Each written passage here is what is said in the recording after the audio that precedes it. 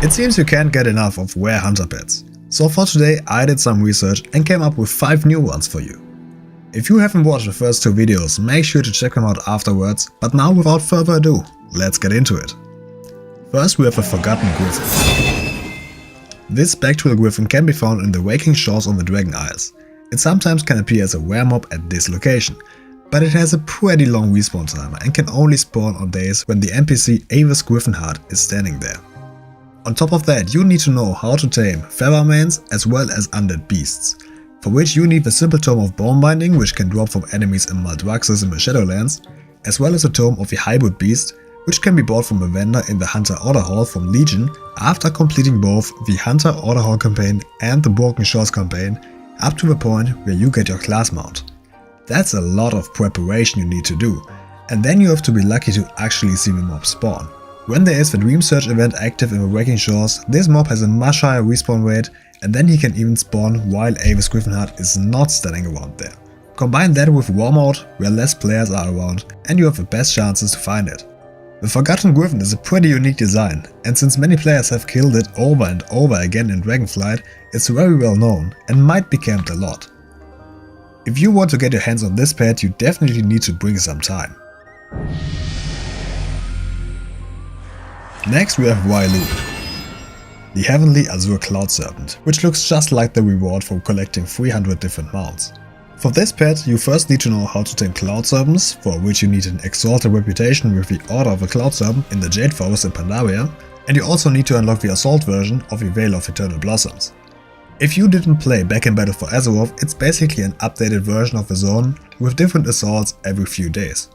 It involves a pretty long quest chain, but if you did this before on another character, you can luckily skip most of it. If not, you might want to look up a guide for that, since you have to do a lot of preparation. After unlocking the assaults on the Veil, you want to come here during the Mogo assault. In that time you need to find Rei Lun as a rare mob at the end of the Gurulai Halls in the northwest of the zone. This creature might still get camped by other players even to this day, because he can drop an item from which you can buy a mount, so hopefully you won't have too many other players sitting here.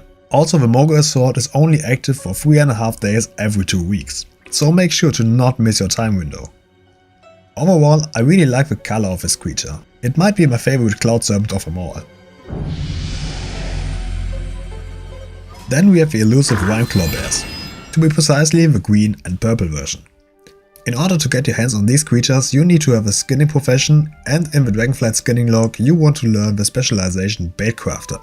And after spending at least 10 points, you need to spend 20 more points in Mastery. After that you can craft elusive creature bait, with which you can bait these bears.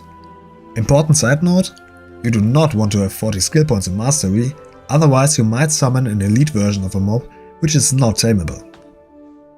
You can only bait them in this location over here, but there are 4 different kinds of beasts that can appear, and the Rimeclaw bear comes in 5 different colors in total. So you have a 1 in 4 chance to get a bear, and then again a 1 in 5 chance to get the bear you are after, making it a 1 in 20 or 5% chance a total, which doesn't seem too bad, right? Wrong. The elusive bait has a cooldown of 12 hours. However, the cooldown gets reduced every time you skin an animal. With 20 points in the mastery tree, it gets reduced by 16 minutes for each time skinning.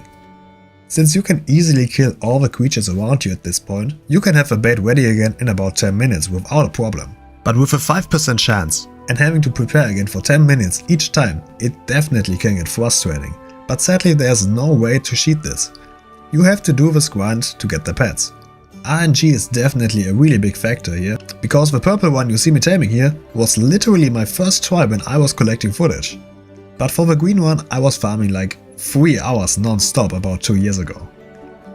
Oh, by the way, if you are enjoying my content, make sure to subscribe to the channel. I have a lot of other hunter pet related content and I will definitely make more in the future, so if you are interested, check it out. But for now, let's continue. Next we have Blazeseeker. This creature is the only skeletal hound that appears with white fire, and in my humble opinion, this looks incredible. Fiery red, green belly, white flames. Such a great design. It can be found as a rare mob on island expeditions.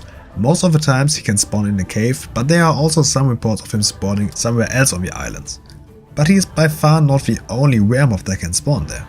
It only can spawn when there are other skeletal hounds nearby, which rarely happens, and even then it's not guaranteed, since there are a couple of other rare beasts that can spawn instead. Basically, you want to search for a solo island expedition by talking to your island guy in either Zuldazar or Borealis, and then wander around and search for it. Making a macro with /target Blazeseeker definitely can help a lot here, and you should probably do that. But if you really want to get this pet, it will take you a lot of time. Oh, and also you need to be able to tame undead creatures first. You don't want to find it and then realize that you can't tame it. Now the funny thing is, I found it on my first island when I wanted to get footage for this video. A few days later my external hard drive died and I lost a lot of footage, including everything I already had for this video as well as 3 other planned ones. Then, when I started to go for it again, it took me a total of literally 18 hours to get this damn pet again. I have no idea how many islands I did, but it was 18 hours of doing it, so hopefully you will have more luck than me. But at least I have 2 of them now. This creature definitely is a looker. If somebody sees you with it standing around in a big city, they will definitely notice, because the white fire is so unique and flashy. And finally we have Naki. Naki is a spirit beast that got added with patch 10.2 in the Emerald Dream.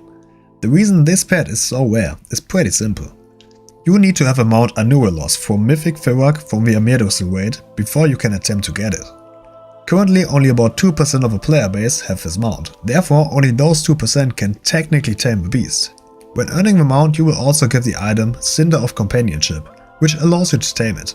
Ever since Dragonflight ended, the mount has a drop chance of roughly 1%, and you still need a pretty big group to do it, making the odds even smaller that you would actually get it. That's basically the biggest problem with getting this pet. After that, it really isn't that difficult. Naki is flying around the big tree Amirdosil in the Emerald Dream, and you need to pull him over to this big root. You want to wait until it's at this certain spot. Here it will take a short turn in the air, and at this moment you want to attack it and then somehow land on the root with the help of your disengage ability. It's kinda tricky to pull it off, but once you do it, you can tame this beast. However, as I said, Naki is a spirit beast and can therefore only be tamed by beastmasters. Definitely an annoying pet to get, and the mount might even take the spotlight from the pet for some hunters, but yeah, I definitely think it deserves the #1 spot of this video. Do you agree with me? Do you already have some of these pets? And which is your favorite of those? Let me know in the comments below. Make sure to check out my previous 2 videos and I hope to see you next time. Until then, see ya!